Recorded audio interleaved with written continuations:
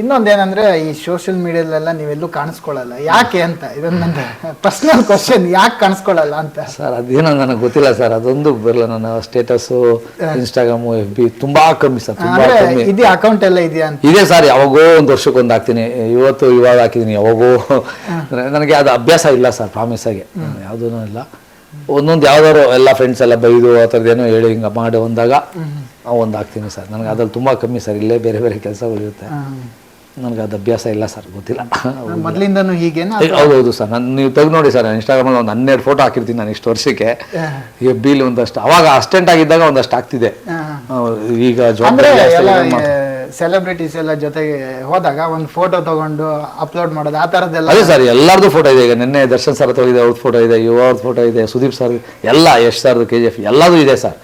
ಎಲ್ಲ ಇರುತ್ತೆ ನನ್ನ ಹತ್ರ ಮಾತ್ರ. ಅದೆಲ್ಲೂ ಅಲ್ಲಿ ಇದು ಮಾಡಲ್ಲ, ತೋರಿಸ್ಕೊಳ್ಳಲ್ಲ, ಎಲ್ಲೂ ಮಾಡಿಲ್ಲ ಸರ್. ಅದು ಯಾಕೆ ಅಂತ ಎಲ್ಲ ಅದೇ ತೋರಿಸ್ಕೊಳ್ಳೋವಾಗ ಈ ಥರದ್ದೆಲ್ಲ ಒಂದು ಹುಚ್ಚ ಆಸೆ ಇರುತ್ತೆ ಎಲ್ರಿಗೂ. ಅದೇನೋ ಸರ್, ನನಗೆ ಅದು ಬಂದಿಲ್ಲ.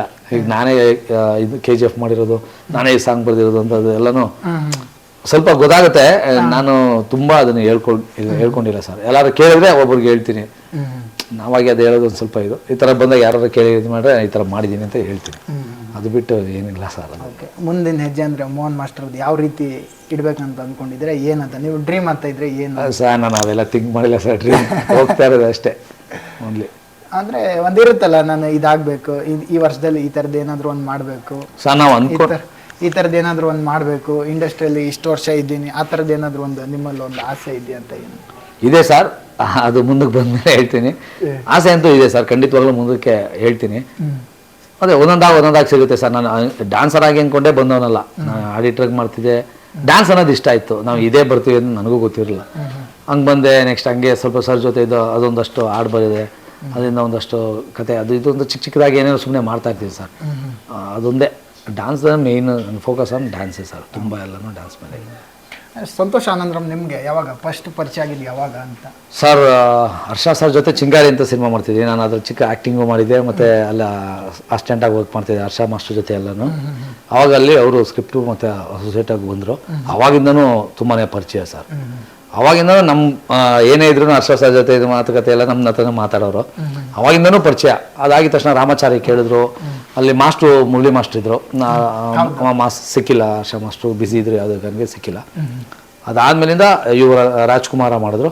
ರಾಜ್ಕುಮಾರದಲ್ಲಿ 3 ಸಾಂಗ್ ಆಸ್ಟ್ರೇಲಿಯಾದಲ್ಲಿ ಹರ್ಷ ಮಾಸ್ಟರ್ ಜೊತೆ ನಾವು, ಸಂತೋಷ್ ರಾಮ್ ಸರ್ ಎಲ್ಲರೂ ಇದ್ವಿ, ಎಲ್ಲರೂ ಆಯಿತು. ಅವಾಗ ಅದೇ ಸಿನಿಮಾನೂ ಮಾಡ್ತಿದ್ದೆ ಕೂಡ ನಾನು ಹೀರೋ. ಅದಾದ್ಮೇಲಿಂದ ಅದೇ ಅಪ್ಪು ಡ್ಯಾನ್ಸ್ಗೆ ನೀವೇ ಮಾಡಿ ಅಂತ ನನಗೆ ಅವಾಗಲೇ ಚಾನ್ಸ್ ಕೊಟ್ಟರು ಸರ್. ನನಗೆ ತುಂಬ ಜನ ಈ ಥರ ಏನೋ ಇವಾಗ ಮಾಡುವಂಥ ತುಂಬ ಜನ ಡೈರೆಕ್ಟರ್ಗಳು ನನಗೆ ಚಾನ್ಸ್ ಕೊಟ್ಟರು. ನಾನು ಒಂದು ಸಿನಿಮಾ ಇದೆ ಅಂತ ಹೇಳಿ ಟ್ರೈ ಮಾಡ್ಬೇಕಂತ ಅನ್ಸಿಲ್ಲ? ಇಲ್ಲ ಸರ್, ನನ್ನ ಭರವಸೆ ತುಂಬ ಇಲ್ಲಿತ್ತಲ್ಲ, ಅದೊಂದಕ್ಕೋಸ್ಕರ ನಾನು ಅಲ್ಲಿ ಹೋಗಿಲ್ಲ. ಅದೇ ಸರ್, ಆಗೋದೆಲ್ಲ ಒಳ್ಳೇದಕ್ಕೆ. ಬಟ್ ಮಾಡಿದ್ವಿ ಸರ್, ಒಂದು 30 ಡೇಸ್ ಶೂಟ್ ಆಯಿತು. ಆಮೇಲಿಂದ ಸ್ವಲ್ಪ ಕಾರಣಾಂತರ ನಿಂತೋಯ್ತು. ನೋ ಪ್ರಾಬ್ಲಮ್ ಸರ್, ಇದು ಮಾಸ್ಟ್ರಾಗಿ ಚೂರಿದೆ. ಅಂದರೆ ಯುವಾದಲ್ಲಿ ಇವಾಗ ವರ್ಕ್ ಮಾಡಿದಲ್ಲಿ ಎಷ್ಟು ಸಾಂಗಲ್ಲಿ ನೀವು? ಸರ್, ಯುವಾದಲ್ಲಿ ಕವಿತೆ ಲಡಾಖಲ್ಲಿ ಮಾಡಿದ್ದು, ಮತ್ತು ಇಲ್ಲಿ ಇಂಟ್ರೋ ಸಾಂಗ್ ಒಂದು ಮಾಡಿದ್ದೀನಿ ಸರ್. 2 ಚೆನ್ನಾಗಿ ಬಂದಿದೆ ಸರ್. 2 ಬೇರೆ ಬೇರೆ ಥರನೇ ಆಯಾಮಗಳಿದೆ. 2 ಸಾಂಗ್ ಇರೋದು ಅಥವಾ ಇನ್ನೂ ಇದೆ ಸರ್? ಅದೇ ಸಾಂಗ್ಸ್ಗಳಿದೆ, ಅದನ್ನೆಲ್ಲ ಸ್ವಲ್ಪ ಮಾಂಟೇಜ್ ಥರ ಇರೋದ್ರಿಂದ, ಕತೆಗೆ ಅನುಗುಣವಾಗಿ ಸಿನಿಮಾ ಇರೋದ್ರಿಂದ ಇದಕ್ಕೆ ಮ್ಯಾಚ್ ಆಗ್ತಾ ಹೋಗ್ತಾ ಇದೆ ಸರ್. ಎಲ್ಲೂ ನಾವು ಸಿನಿಮ್ಯಾಟಿಕ್ಕಾಗಿ ನ್ಯಾಚುರಲ್ ಆಗಿ ಇರಬೇಕು ಅಂತೇಳಿ ಮಾಡಿದ್ದು. ಈ 2 ಮಾತ್ರ, ಅದರಲ್ಲೂ ಮಧ್ಯದಲ್ಲಿ ಕವಿತೆಯಲ್ಲೆಲ್ಲ ಕತೆ ಹೋಲುವಂಥದ್ದೆಲ್ಲ ಒಂಚೂರು ಮಿಕ್ಸ್ ಆಗಿದೆ ಸರ್. ಅಂದರೆ ಓವರ್ ಆಲ್ ಈ ಯುವ ಜೊತೆ ಟೀಮ್ ಜೊತೆ ಒಂದು ಕೆಲಸ ಮಾಡಿದ ಎಕ್ಸ್ಪೀರಿಯನ್ಸ್ ಹೇಳೋದಾದರೆ ಏನು ಹೇಳ್ತೀರಂತ? ಸರ್, ತುಂಬಾ ಖುಷಿ ಇದೆ ಸರ್. ಸರ್ ಸಂತೋಷ್ ಸರ್ ಆಗಲೇ ಪ್ರಾಮಿಸ್ ಮಾಡಿದ್ದಾರೆ, ನಾನು ಮಾಡೋ ಸಿನಿಮಾದಲ್ಲೆಲ್ಲ ನೀನು ಇರ್ತೀಯ ಮೋಹನ್ ಅಂತ. ಅದಕ್ಕಿಂತ ಏನೊಂದು ಖುಷಿ ಇಲ್ಲ ಸರ್. ಯಾಕೆಂದರೆ ನಾವು ಒಂದು ವರ್ಕ್ ಪರಿಪೂರ್ಣ ಆಗಿದೆ ಅಂತ ಅವ್ರಿಗೆ ಗೊತ್ತಾಗೋದೇ ಆವಾಗ ಸರ್. ನೋಡಿದ್ರೆ ಖುಷಿ ಆಯಿತು. ಎಲ್ಲ ಈ ಸಾಂಗ್ ಎಲ್ಲ ಫೈನಲು ನಾನು ಈ ಥರ ಬರುತ್ತೆ ಅಂದ್ಕೊಂಡೇ ಇರಲ್ಲ, ಮೋಹನ ತುಂಬ ಚೆನ್ನಾಗಿ ಮಾಡಿ ಅಂದರು. ಅಲ್ಲೇ ನಾವು ಗೆದ್ವಿ ಸರ್. ನೆಕ್ಸ್ಟ್ ಯಾವುದೇ ಸಿನಿಮಾ ಇದ್ರೂ ನಿಮ್ಗೆ ಹೇಳ್ತೀನಿ ಅನ್ನೋ ಒಂದು ಪ್ರಾಮಿಸ್ ಮಾಡಿದ್ದಾರೆ ಸರ್. ಅದೇ ಖುಷಿ ನಮಗೆ. ಒಬ್ಬ ಕೊರಿಯೋಗ್ರಾಫರ್ಗೆ ಅದೊಂದು ತೊಗೊಂಡ್ರೆ ಅದೇ ಹೇಳ್ತಾನೆ ಸರ್, ಸಿಗ್ತಾ ಇರುತ್ತೆ ಆ ಥರ. ನಾನು ಖುಷಿ. ಅಂದರೆ ಯುವರ್ ಫಸ್ಟ್ ಟೈಮ್ ಒಂದು ಲಾಂಚ್ ಆಗ್ತಿರೋ ಒಂದು ಅವ್ರು ಏನಂದ್ರು ಅಂತ, ಅವರು ಡ್ಯಾನ್ಸ್ ಅದೆಲ್ಲ ನೋಡಿದಾಗ ಸ್ಕ್ರೀನಲ್ಲಿ ನಿಮ್ಮ ಹತ್ರ ಬಂದು ಏನು ಹೇಳಿದ್ರು ಅಂತ? ಅವರು ಫುಲ್ ಹಗ್ ಮಾಡೋದು ಸರ್, ತುಂಬ ಚೆನ್ನಾಗಿ ಮಾಡಿದೆ ಮಾಸ್ಟರ್.